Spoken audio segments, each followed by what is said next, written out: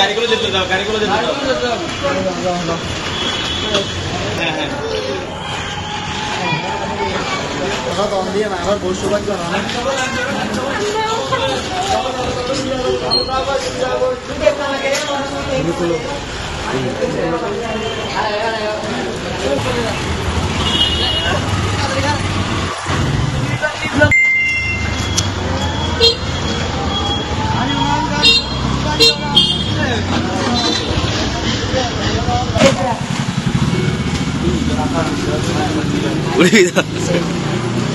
বাংলাদেশ জাতীয়তাবাদী ছাত্র দলের সাংগঠনিক সম্পাদক বিএনপি ভারপ্রাপ্ত চেয়ারম্যান জনাব তারেক রহমান ও কক্সবাজার সদর মহাসনের সাবেক সকল সংসদ সদস্য জননেতা জনাব লুৎফর রহমান কাজের পক্ষ থেকে বাংলাদেশ জাতীয়তাবাদী ছাত্র দল কক্সবাজার সরকারের উদ্যোগে আমরা এই বর্ষার মৌসুমে সাধারণ রিক্সা চালকদের মাঝে কিছু স্বস্তি পাওয়ার জন্য আমরা রেইনকোট বিতরণ করেছি এবং আমাদের এই ধারাবাহিকতা অব্যাহত থাকবে।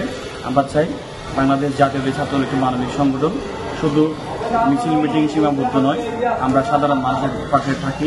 তাই আজকের এই উদাহরণ, আজকের আমাদের এই কর্মসূচি।